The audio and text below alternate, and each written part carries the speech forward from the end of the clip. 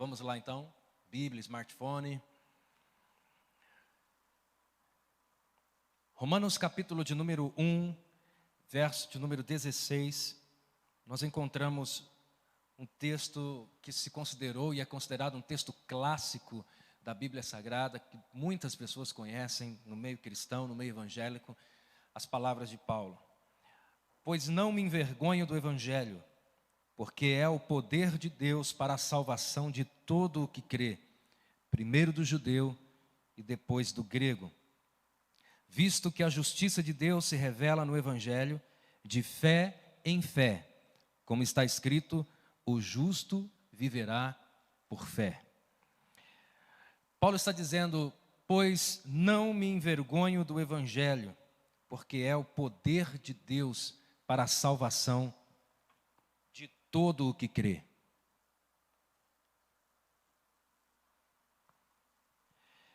Eu quero abordar um pouco sobre a palavra evangelho, e o tema da nossa mensagem, evangelho, o poder de Deus. E antes de falarmos, discorrermos um pouco, compartilharmos aqui juntos um pouco sobre o que Deus quer falar conosco, eu quero fazer um link, uma junção com o evangelho e com a situação que nós estamos vivendo hoje. Nós estamos vivendo hoje um tempo de crise. O coronavírus, não sei se ele foi o gatilho para essa crise, não sei se a crise foi provocada pelo coronavírus ou essa crise já estava iminente. Quando você ouve estudiosos, mestres, doutores na área da economia, essas pessoas são visionárias, pessoas que têm uma visão baseada em dados do fluxo de mercado, do fluxo de dinheiro, do fluxo de importação e exportação, não somente de uma nação, mas de várias nações. Especialistas, desde o ano passado, eu tenho assistido e tenho estudado um pouco, eles têm previsto uma grande crise, uma crise econômica, uma crise mundial. Estudiosos, teólogos, sociólogos, antropólogos, pessoas que, quando eu disse teólogos, pessoas que estudam as profecias, né, escatológicos, por que não assim dizer, pessoas que estudam a escatologia. Quando olhamos também para a Bíblia Sagrada, nós encontramos alguns sinais que nos fazem entender se aquele tempo é o tempo do fim ou não. E nós entendemos teologicamente e escatologicamente, quando eu falo escatologicamente, estamos falando das coisas que vão acontecer. Quando falamos de escatologia, falamos de algo apocalíptico, não que a palavra apocalipse significa futuro, mas refere-se às coisas do futuro, às profecias, ao estudo das profecias e das coisas que vão acontecer. O teólogo estuda as profecias e as coisas que vão acontecer à luz da Bíblia Sagrada. O economista, aquele que estuda economia, administração, ele tem um olhar para a economia, seja ela mundial, seja ela nacional, local ou industrial. Ele, através dos dados, dos fluxos, né, fluxos de caixa, fluxos de demanda, compra e venda, ele consegue ter uma previsão de mercado. E através dos números, através do capital, através do montante de dinheiro e do fluxo, ele consegue ter uma visão apurada e econômica da situação de 5, 10, 15 anos para frente e ter uma projeção do que vai e do que pode acontecer. Então, você não precisa ser um vidente para olhar para o futuro. Você precisa estar atento, como Jesus disse, estai atentos aos tempos e aos acontecimentos. Jesus, na sua palavra, ele sempre nos chama a atenção a sermos sóbrios, a sermos vigilantes, a estarmos atentos. O dia e a hora em que virá o Senhor, Jesus disse, este ninguém sabe. Ninguém sabe o dia e a hora em que virá o fim, em que o Filho do Homem virá. Mas Ele nos deu os sinais. Ele nos deu a capacidade de podermos olhar para a Bíblia, olhar para o tempo e saber discernir acerca dos tempos. Por exemplo, o plantador, o agricultor, o lavrador, ele sabe quando vai chover. Ele sabe quando ele pode plantar. O agricultor sabe quando é a época de plantar, porque ele não pode plantar antes da hora ou no tempo errado. Por quê? Porque o período de chuva, já se sabe mais ou menos o tempo das chuvas, as chuvas temporãs e as chuvas atemporã, já se sabe por causa de uma previsão que já que se pode ter da rotina das coisas que se acontecem. E mesmo assim, não vem na hora certa, no tempo exato. Podemos prever algumas coisas, podemos assim projetar, podemos extrair experiências e discernir os tempos, como Jesus disse. Vocês precisam aprender a discernir os tempos. E nós precisamos, nesse tempo, estarmos sóbrios. E sóbrios o bastante para poder discernir o tempo em que nós estamos vivendo. E a falta de sabermos o tempo é que tem levado milhares de pessoas ao medo, à ansiedade, à neurose, e poucos ao colapso de uma histeria, seja ela uma histeria social ou não. Pessoas estão se desesperando por falta de discernir os tempos. A falta de conhecimento traz insegurança. A insegurança vai desencadear medo. E a falta de conhecimento gera medo, e o medo gera desespero e paralisam as pessoas. A falta de medo é a falta de confiança. E não confiar é uma ausência de fé, é uma ausência de relacionamento. E eu costumo dizer que a confiança é fruto de relacionamento. Só se relaciona com alguém quando se tem, aliás, só se confia em alguém quando se tem relacionamento. Confiamos nos políticos, muitos confiam nos políticos porque confia naquele a quem ele votou, no político preferido, naquele a quem ele um dia deu um medicamento, uma passagem, ou te ajudou no momento em que você estava precisando. Muitos confiam em cavalos porque te deu uma carona ou te levou a um lugar. Muitos confiam em carros, muitos confiam em cavalos, muitos confiam em homens. Por quê? Porque se relacionam com homens, têm relacionamento com essas coisas, confiam nas coisas que veem.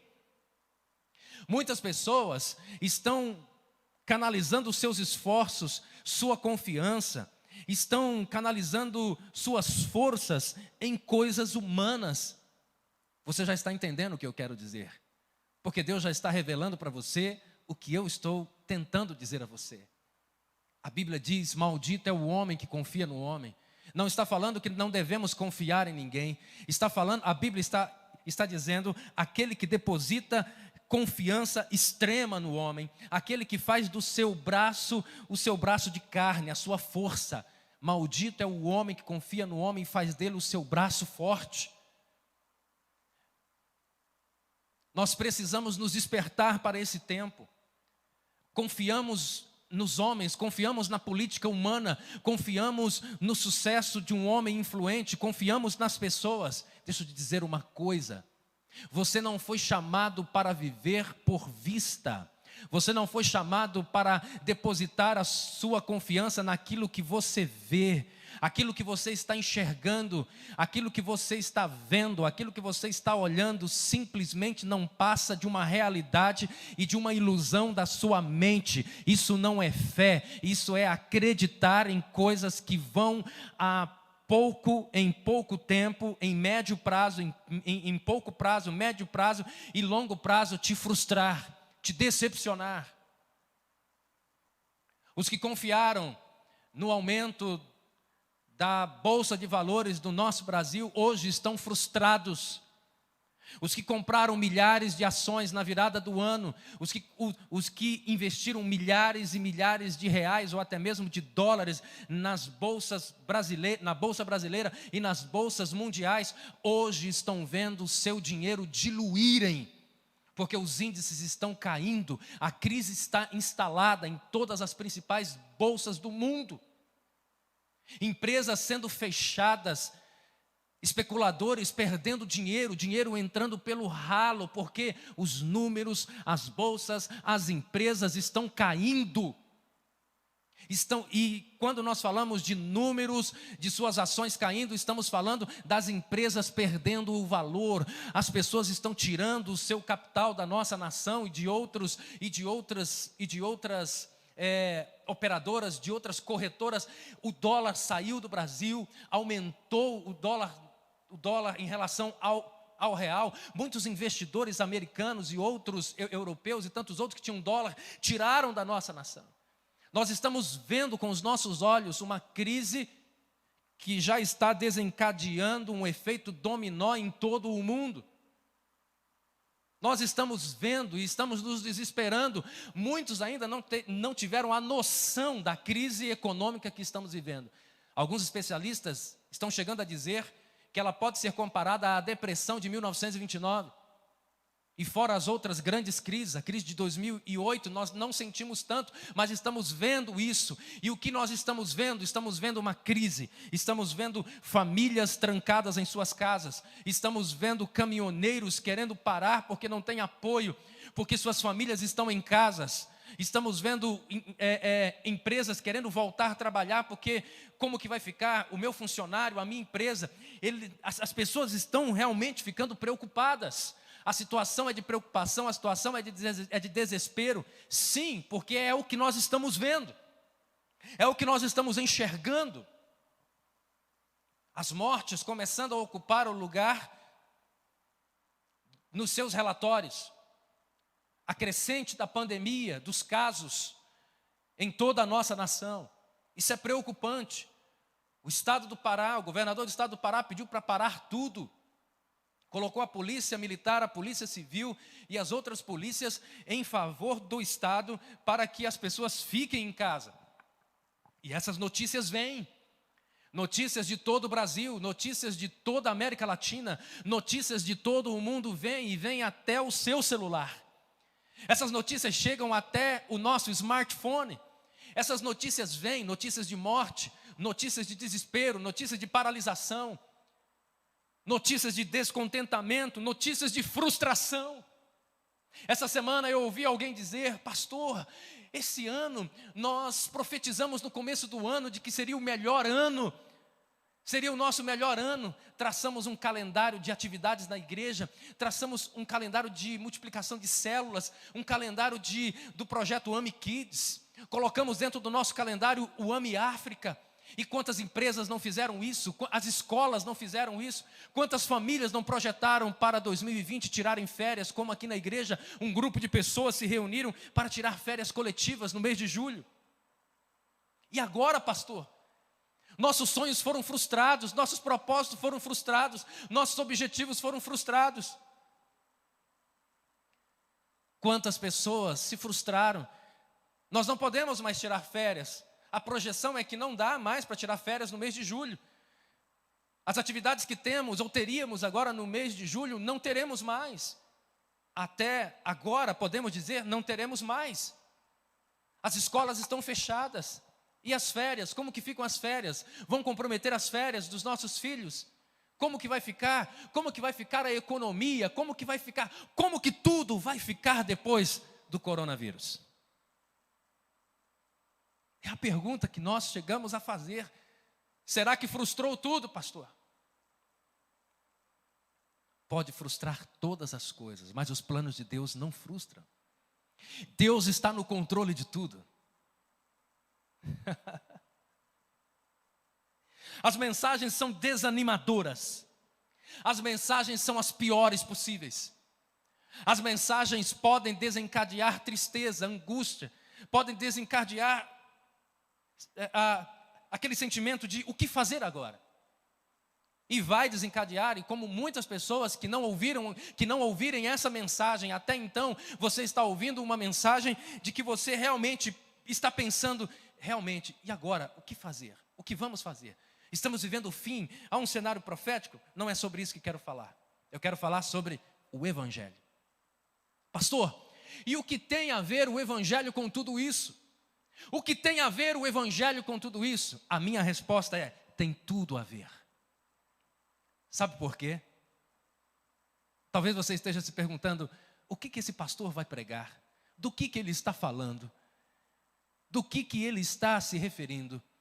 Já falou de coronavírus, já falou da crise mundial, já falou de números de queda, já falou de empresas quebrando, já falou de enfermidade, de morte, já falou de peste, de catástrofes. É um tempo em que nós estamos vivendo, um tempo de crise.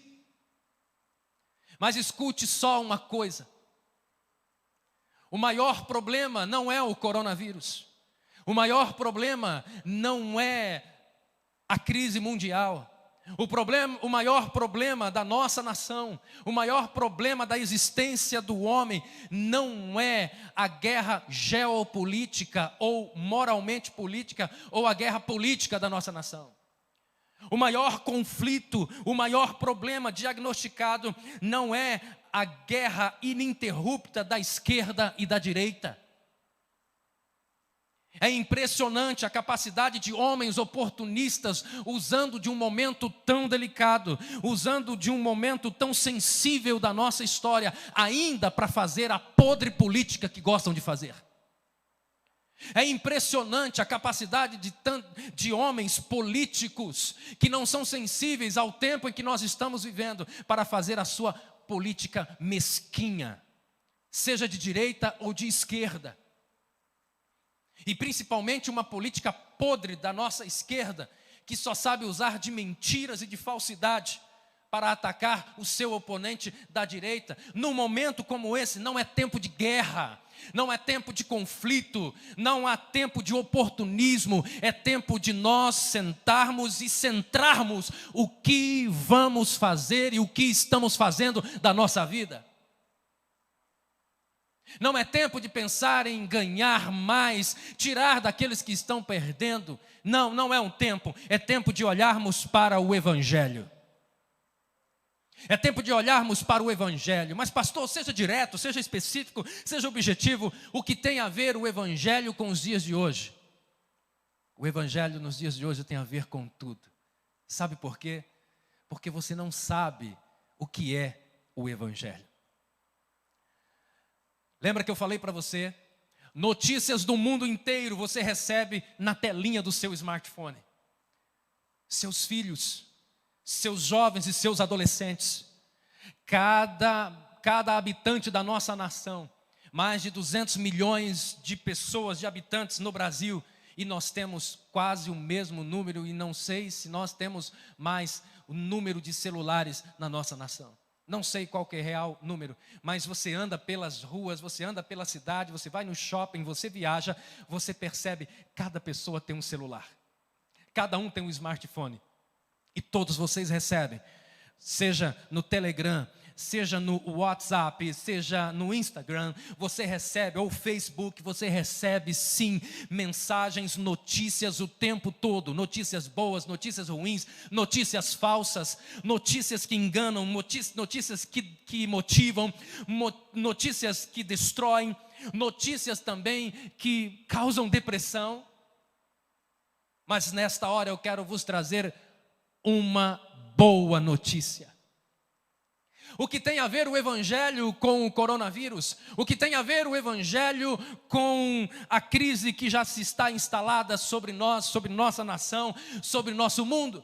O que tem a ver? Tem tudo. A palavra Evangelho, ela significa uma boa notícia. Como muitos termos da Bíblia, a palavra Evangelho, ela tem recebido várias definições e contrárias ao seu significado original e apropriado, mas hoje eu quero trazer a você a palavra original para que você entenda o que eu estou querendo dizer. A palavra evangelho, ela tem sua origem em Cristo antes da fundação do mundo. Isso estava contido na promessa que Deus fez antes da fundação do mundo. Em Tito, capítulo 1, verso de número 2, nós encontramos o plano de Deus para esta era, para esse tempo. O Evangelho, as boas novas, ou as novas de grande alegria, é o cumprimento declarado dessa promessa. O Evangelho já foi preparado antes da fundação do mundo. O Evangelho é a boa notícia ao Adão, quando estava sem vestes e escondido atrás da árvore, porque havia pecado contra o Senhor. O Evangelho é as vestes novas que Deus prepara para Adão quando o encontra nu no Éden ainda. O Evangelho é a boa notícia dada a Noé quando Deus encontrou Noé, um homem justo e reto e temente a Deus, e pediu para que ele construísse uma arca para que ele e toda a sua família se salvasse. O Evangelho é a boa notícia àqueles homens que casavam e davam-se em casamento. O Evangelho é a boa notícia àqueles homens que Noé pregava e os homens não ouviam a mensagem de Noé. Achavam que Noé estava louco, achavam que Noé já era um velho louco construindo um barco num tempo em que não chovia. E a mensagem mais louca de Noé é que Noé disse que iria chover, e nem ele mesmo sabia o que era uma chuva. Mas ele disse: vou construir uma arca, porque o Senhor me deu as dimensões e me deu todos os detalhes para que essa arca fosse salva. E se você acreditar em mim, você também pode ser salvo. E mais, virá uma grande chuva, as portas e comportas do céu se abrirão e vai chover, e eu vou entrar nesse barco e vai ser salvo eu e a minha família, e você também pode se salvar. Esta era a mensagem de Noé. É como se estivéssemos pregando hoje: Jesus está voltando, ele virá de cima, como a chuva veio de cima e regou toda a terra. Jesus está voltando, ele vai voltar.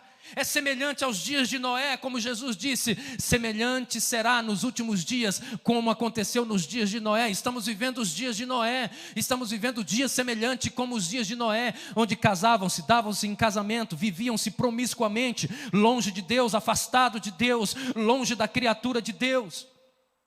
Longe da criatura, aliás, a criatura longe de Deus. Talvez você esteja perguntando: o pastor está pregando fora do contexto. Não, se você ler o capítulo 1, todo o capítulo de Romanos, você vai ver que Paulo está dizendo: não me envergonho do Evangelho, porque o Evangelho é o poder de Deus. E o que é o Evangelho, pastor? O Evangelho é a boa notícia para este tempo de crise. O Evangelho é a boa notícia que eu quero trazer para você nessa noite que está ouvindo esta palavra.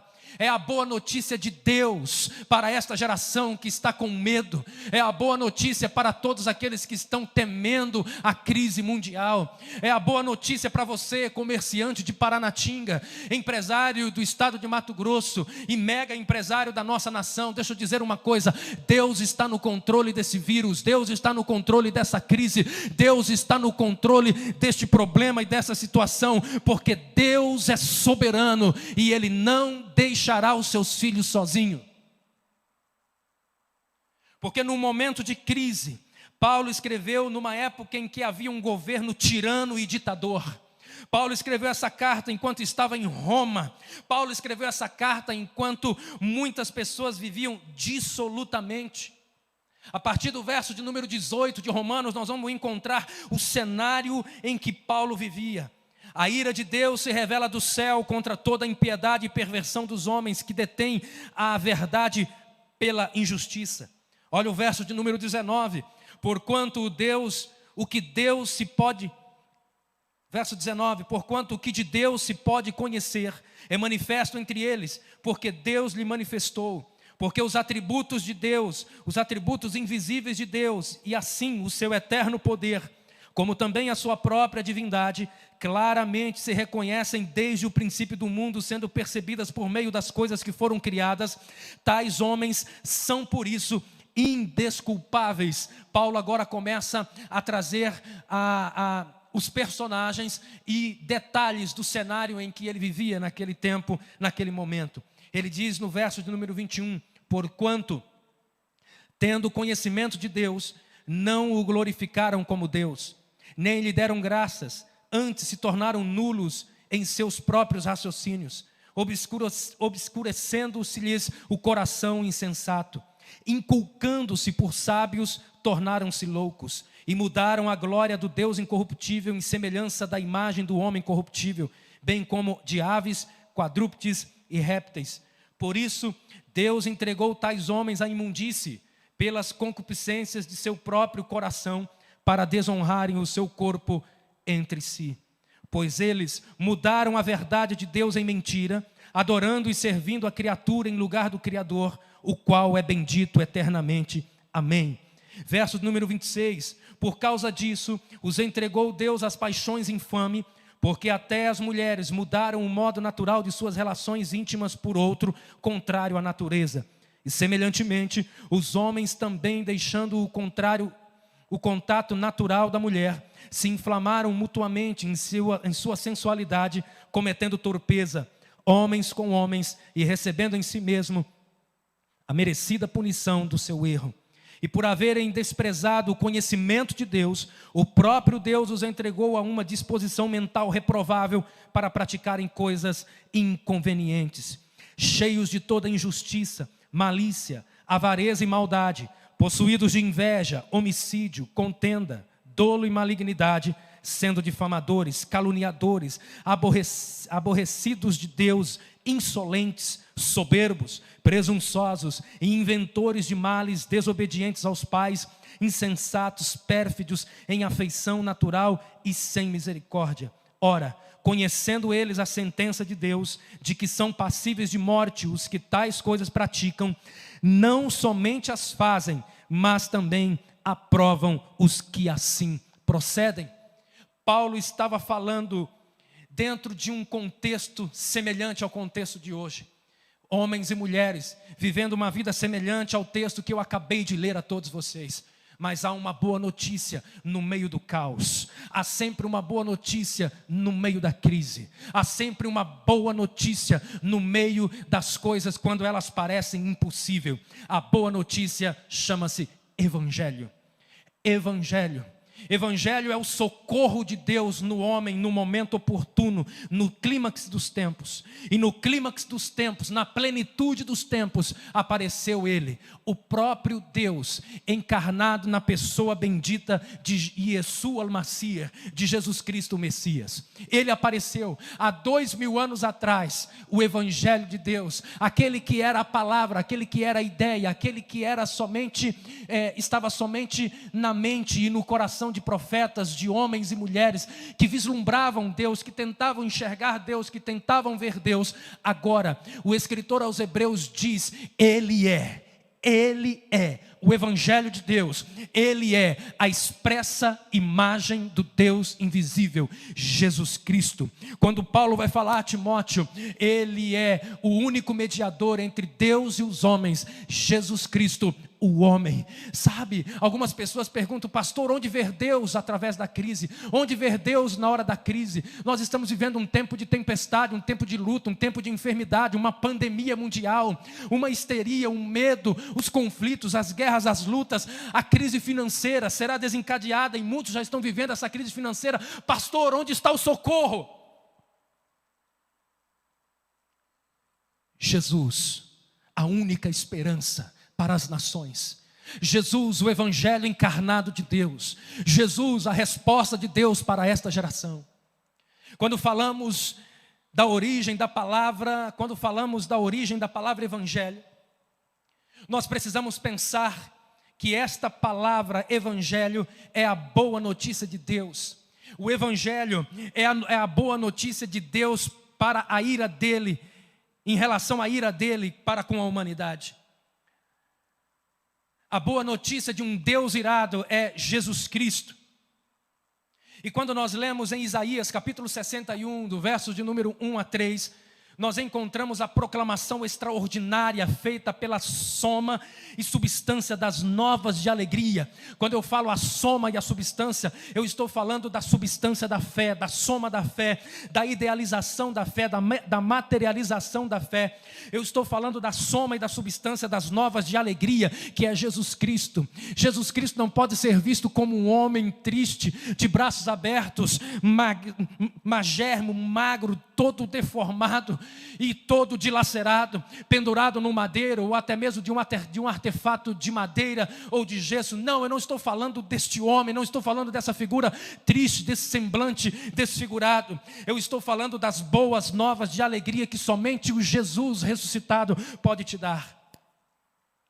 No capítulo 61, do verso 1 a 3, ele diz, olha o que ele diz: o Espírito do Senhor Deus está sobre mim, porque o Senhor me ungiu para pregar boas novas aos mansos, Enviou-me a restaurar os contritos de coração e a proclamar liberdade aos cativos e a abertura de prisão aos presos, a apregoar a todos os tristes, a ordenar acerca dos tristes de Sião, que se lhe dê glória em vez de cinza, óleo de gozo em vez de tristeza, vestes de louvor em vez de espírito angustiado, a fim de que se chamem árvores de justiça, plantações do Senhor, para que Ele seja glorificado.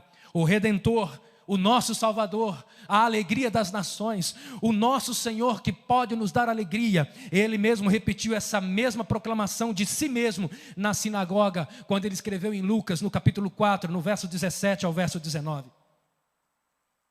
Sabe, a mensagem de esperança que eu quero deixar a você é que você não precisa ficar em pânico, não precisa ficar com medo e desesperado. A palavra grega, evangelho, é traduzida como evangelho nas versões em português. Mas eu quero dizer que esta palavra, juntamente com as suas outras traduções, ela também significa novas de alegria. Você pode repetir comigo? Novas de alegria. Você pode dizer aí na sua casa, diga para alguém que está sentado, ou alguém que está aí do seu lado na sua casa, diga assim, novas de alegria. Diga, boas novas. Essa palavra ocorre cerca de 108 vezes no Novo Testamento, e nenhuma das quais significa algo menos do que redenção consumada. Ei, há uma boa notícia para o coronavírus, há uma boa notícia para aqueles que estão vivendo uma crise neste tempo em que esta palavra, coronavírus, ou Covid-19, ou quem sabe essa crise mundial que já está instalada, nós vamos viver essa crise, estamos passando por uma crise, mas a boa notícia é, Ele nos livra, Ele nos dá alegria, Ele nos socorre no meio da crise. Como fez com Daniel, Deus não livrou Daniel da cova dos leões, mas na cova dos leões Ele livrou. Deus não livrou Ananias, Misael e Azarias, seus 3 amigos, Sadraque, Mesaque e Abednego, mas ele estava, o 4º homem, na fornalha. Deus não livrou José de ser vendido, Deus não livrou José de ser recebido como escravo no Egito, mas Deus usou José para ser um governador dentro do Egito. Então Deus pode usar a crise para te fazer e te dar uma oportunidade, quem sabe, e eu acredito, de ganhar mais dinheiro, de ter sucesso, de mostrar para você que Ele é um Deus poderoso e que Ele trabalha com você dentro da crise. E a boa notícia não é somente isso. A boa notícia para você é que Ele pode perdoar você de todos os seus pecados. É que Ele pode salvar você da maior crise que o homem pode estar vivendo. A maior crise do coração do homem, a maior crise no homem é a crise em relação à sua intimidade com Deus. Como você está com Deus? Como que está o seu relacionamento com Deus? Eu quero acreditar que Deus tem usado desse momento para tirarmos-nos da nossa rotina de vida. Nos tirou da nossa rotina de vida e nos levou para dentro de nossas casas. Quantos casais estão brigando? Quantos relacionamentos de pais com os filhos? Quanto contrito, quanto atrito. Nos primeiros dias foram terríveis. Ninguém suportava um ao outro dentro de casa. Esses são alguns dados que eu estou passando para você, que a gente já ouviu e presenciou. Quando nos tira de uma rotina, porque a rotina do corre-corre, de horas e horas de trabalho, é um prazer para aqueles que não suportam estar em casa. Olha o que Deus fez com a família brasileira. Olha o que Deus está fazendo com a família do Mato Grosso. Olha o que Deus está fazendo com as famílias de Paranatinga. Ei, Deus quer um acerto de contas. Deus está te dando uma nova chance de restaurar os laços com a sua esposa, com a sua família, com os seus filhos. Deus está novamente te dando uma nova chance para viver em família, para viver em casa. Deus está restaurando o poder e o vigor da igreja. Se nós não temos famílias fortes, não adianta dizer que temos uma igreja forte, porque eu creio numa frase em que meu pai espiritual, o pastor Ademar, sempre dizia e sempre diz: famílias fortes, igreja forte. Se você quer ter uma igreja forte, você precisa ter uma família forte. E uma família forte é uma família que está unida. É quando o coração do pai está convertido ao coração dos filhos. É quando o coração dos filhos está convertido ao coração dos pais. É o espírito de Elias, o último profeta dos profetas menores do Antigo Testamento. Quando o espírito de Elias viria e converteria o coração dos pais aos filhos e dos filhos aos pais, um grande avivamento sobre nossa nação, um grande avivamento sobre o nosso estado de Mato Grosso e um grande avivamento sobre nossa nação, sobre nossa cidade. Por quê? Porque Deus opera o seu avivamento em tempos mais difíceis. Nos tempos mais difíceis, nos tempos de mais luta, de maior luta, nós podemos encontrar um grande avivamento e uma grande evasão, uma grande efusão de um grande avivamento ainda está por vir sobre a sua cidade, sobre a sua vida, sobre a sua família, sobre a nossa nação e sobre o estado de Mato Grosso. Parece que eu estou ouvindo um brado de alegria, um brado de glória, um brado de aleluia, um brado de avivamento hoje nessa multidão que nos assiste agora. O Evangelho, por isso que Paulo escreveu: pois não me envergonho do Evangelho. Ele não se envergonha do Evangelho, porque o Evangelho é uma boa notícia. Você pega o seu WhatsApp e recebe uma má notícia, achando que é uma boa informação, e coloca no grupo, no seu grupo que você, no grupo que você pertence. Você é um disseminador de mensagem. Você e eu somos disseminadores de palavras, de mensagem. Você parou para pensar se a última mensagem que você mandou entristeceu o coração de alguém ou alegrou? Parou para pensar se a última mensagem que você enviou serviu de encorajamento, serviu de motivação às pessoas que você mandou? Pare um pouco e reflita. Raramente você recebe uma mensagem de esperança, uma mensagem de alegria, uma mensagem de que vai mudar, de que as coisas vão melhorar, de que as coisas vão terminar, essa luta vai passar. Raramente nós estamos no meu grupo, no grupo da igreja. Raramente eu estou recebendo uma mensagem de membros da igreja. São mensagens, são dados do coronavírus, são mensagens sobre o fim do mundo, são questões acerca do apocalipse, são perguntas, e aí vai acontecer, são coisas ruins. Deixa eu te dizer uma coisa: a partir de hoje, pegue o seu celular, o seu smartphone e começa a processar a palavra de Deus sobre a sua vida. Comece a evangelizar, comece a propagar as boas novas de Deus. Ei, Deus está no controle, isso vai passar. Ei, é uma fornalha, o quarto homem vai chegar, não importa, aqueles que te lançaram na fornalha vão morrer, mas Deus estará contigo na fornalha, na tentação, na provação, no dia mau, porque aqueles que permaneceram até o fim serão salvos. Aquele que permanecer até o fim, dar-te-ei a coroa. Coroa significa prêmio, significa glória, reconhecimento. Você precisa tomar dessa mensagem, desta palavra, você precisa pegar os textos bíblicos que contêm a promessa de Deus para a sua vida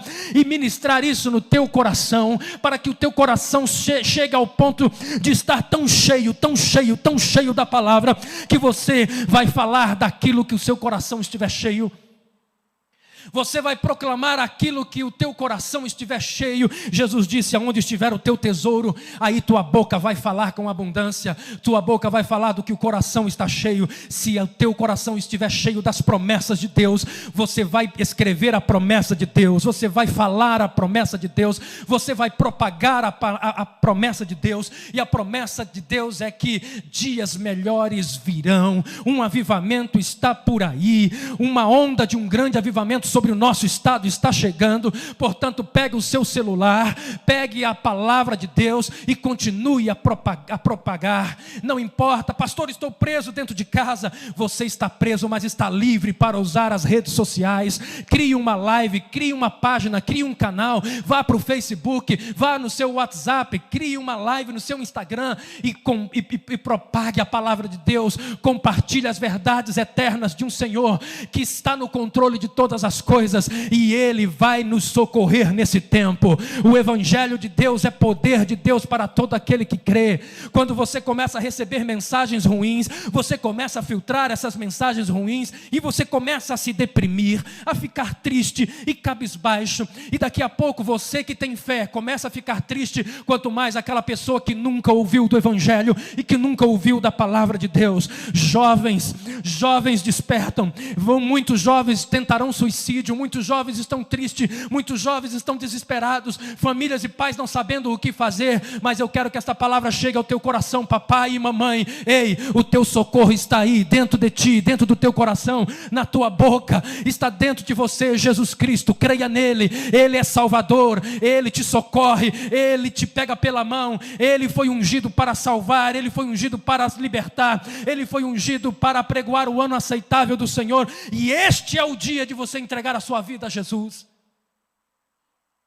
Este é o dia de você ter um encontro com Ele. Você em todo esse tempo, desde que a Organização Mundial de Saúde decretou pandemia em todo o mundo, você teve um encontro com o coronavírus, você teve um encontro com uma mensagem de desespero, você teve um encontro com a enfermidade, você teve um encontro com a tristeza, você teve um encontro com a depressão, mas nessa noite você precisa ter um encontro com a vida, com a solução, com aquele que anda por cima das águas, com aquele que acalma a tempestade, com aquele que ressuscita os mortos, com aquele que socorreu e ressuscitou o filho da viúva, com aquele que deu vista aos cegos, com aquele que veio, encarnou e ressuscitou, e nessa noite te diz que ele tem vida para te dar. Foi ele mesmo quem disse: venham a mim todos os que estão cansados e sobrecarregados, e eu vos aliviarei. Foi ele mesmo quem disse: venham a mim aqueles que têm fome, venham a mim aqueles que têm sede. Se ele disse venham a mim, é porque ele mesmo disse, e se ele disse, não depende de você,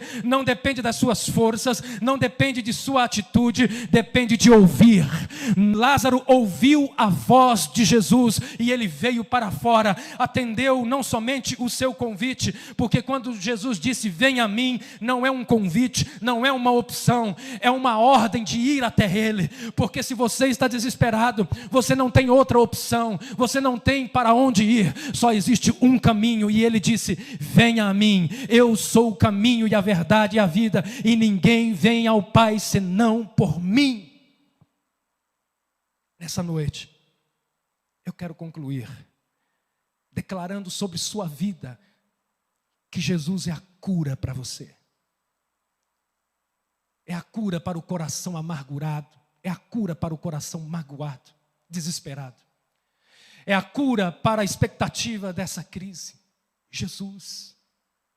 Jesus. Seu Deus, seu amigo, seu pastor, seu Senhor. Ele está no controle de todas as coisas. Eu quero convidar você, aí onde você está, para fechar os seus olhos. Se você quiser entregar a sua vida a Jesus e nesse instante se reconciliar com Ele e se arrepender, quem sabe você já nasceu de novo, é cristão. Quem sabe você, desde quando começou toda essa crise, você negou a Jesus como Pedro negou. No momento da perseguição, perguntaram para Pedro: você é um dos seus seguidores, você parece com ele. E Pedro disse: não sou eu. Talvez você, quando começou essa crise, você negou Jesus, quando você deu lugar à tristeza, ao desespero no seu coração. A você que é empresário, e que é evangélico, que é cristão, que crê no Senhor, que é dizimista, é ofertante, você faz todas essas coisas bem certinhas, mas nesse momento de crise você se desesperou e pensou, quem sabe, em abandonar tudo e se frustrou e decepcionou. Deixa eu dizer uma coisa para você. Peça perdão hoje ao Senhor, porque hoje o Senhor se reconcilia contigo. Você precisa entender que Ele é soberano e está sob o controle de todas as coisas. Eu quero orar por você e quero que você, aonde você estiver, possa levantar uma de suas mãos comigo, junto com a Bíblia, e poder orar ao Senhor. Vamos orar então por aqueles que estão se reconciliando, entregando a sua vida a Jesus. Você que está entregando a sua vida ao Senhor hoje, no seu coração, na sua alma. Pai, nós queremos orar com essa pessoa. Queremos que o Senhor receba essa pessoa como o seu filho, escrevendo o seu nome no livro da vida nesse instante, pela fé, por essa palavra que ela tem ouvido, por essa palavra que tem pregado, que temos pregado e tem alcançado o coração dessas pessoas. Pai, nós também pedimos que o Senhor receba novamente aqueles que te negaram porque estavam com medo e desesperados com esta crise que está se instalando, outras se instalaram e outras ainda estamos por vir. Que o Senhor perdoe os nossos pecados, nossas falhas. Queremos orar também, Senhor, por nosso estado de Mato Grosso. Queremos orar por um grande avivamento que venha sobre o nosso estado. E esse avivamento gerado no teu coração e operado aqui na terra. Um avivamento que somente o Senhor pode trazer. Não um movimento, mas um avivamento onde vidas e milhares de vidas se converterão ao Senhor e se renderão ao Senhor e declararão que somente o Senhor é Deus. Queremos também orar, Senhor, por esses dias, por nossos irmãos que estão nos ouvindo e nos assistindo nesse momento, que o Senhor possa alegrar os seus corações. Não puderam estar no templo recebendo a tua presença aqui, mas podem estar na tua casa nesse momento recebendo a tua presença. Em nome de Jesus, aquieta os corações, acalma toda a alma angustiada. Em nome de Jesus, Deus, derrama sobre os nossos corações a fé que nos faz enxergar além da crise, além da montanha, além do desespero, além da depressão. Repreende todo espírito de depressão, repreende todo espírito de tristeza, de melancolia.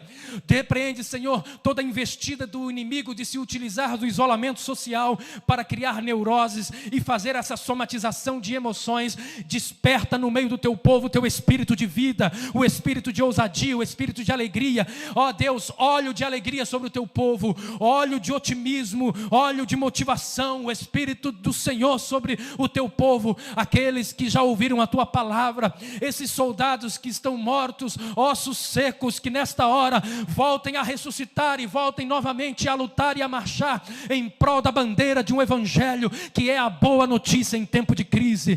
Deus, venha sobre a nossa cidade de Paranatinga, venha, Senhor, sobre as cidades do nosso estado de Mato Grosso, venha sobre o estado do Mato Grosso, venha sobre a nossa nação, sobre o espaço aéreo e sobre o terrestre da nossa nação. Cerca, Deus, todo o povo brasileiro com a tua palavra, cerca-nos e nos volta para o teu coração. Vem, ó Deus, confessamos os nossos pecados e erros, e assim nós esperamos do Senhor o fluir do teu avivamento sobre nós.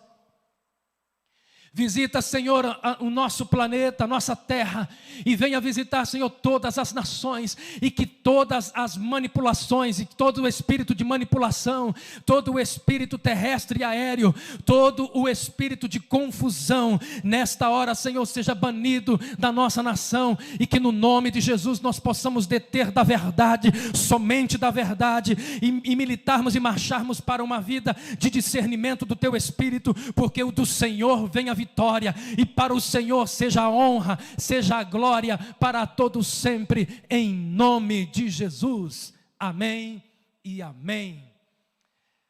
Aleluia, glória a Deus, amém, glória a Deus, queridos. Posso ouvir glória a Deus aí? Meu Deus, glória a Deus. Deus abençoe sua vida. Quero aqui agradecer a presença de todos que estiveram nos ouvindo até agora. Quero olhar aqui nessa lente. Eu quero dizer, nem tudo está perdido. Você foi achado de Deus. O Evangelho te alcançou. E essa boa notícia para você é para que entre a semana e possamos chegar até o fim. Nós estaremos à disposição dos irmãos pelo WhatsApp. Aqui na igreja, no período da manhã, estaremos aqui. Os irmãos que desejarem uma visita, um aconselhamento, oração, ligue para nós estamos para servir vocês, tá? E queremos deixar já nosso agradecimento a todos que estão nos ouvindo, nos ouviram ou estarão ouvindo a nossa mensagem pelo Facebook ou pelo YouTube, pelas mídias sociais. Amém? Quero terminar com uma oração de gratidão ao Senhor e dizer que foi muito bom estarmos juntos aí virtualmente, mas quando nos vermos pela cidade, um aceno, um cumprimento, um abraço daquele que a gente não vai respeitar, sabe? Mas, meu Deus do céu, abraçar de longe, mas nós estamos juntos, tá bom? Um beijo no seu coração, foi um prazer estar com você, com essa palavra, com essa mensagem, e que Deus em Cristo vos abençoe. Vamos orar? Pai, obrigado por tua mensagem, obrigado pelo Evangelho, pela tua palavra. Aos nossos irmãos da Igreja Batista, aos nossos irmãos de outras denominações.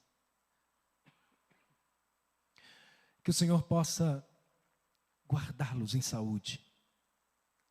A todos aqueles que dizem não ser evangélicos, ou quem sabe tem outra religião, nós queremos dizer: Pai, guarde essas vidas que são tuas. Na verdade somos todos teus, mas nós te pedimos em especial, Senhor, a todos aqueles que estão apreensivos, tristes, desanimados, a todos aqueles que não sabem para onde ir ou não têm para onde ir.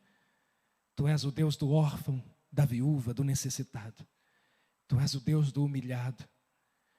O Senhor é o Deus que abate o soberbo e exalta o humilhado. Deus, protege a todos, que nessa semana tenhamos uma semana de vitória.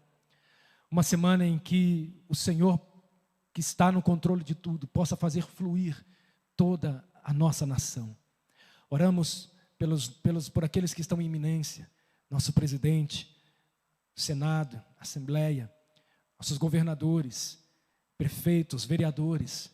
Esteja com eles, Senhor, com os nossos líderes, para que possam tomar decisões sábias, decisões direcionadas à tua vontade, ao teu governo, para que possamos sair dessa pandemia e para que possamos revitalizar e dar vida àqueles que tanto precisam de vida, aos profissionais da saúde, os caminhoneiros e todos aqueles que sustentam e fazem todo esse trabalho de escoamento, de entrada e saída de alimento das cidades em todo o Brasil.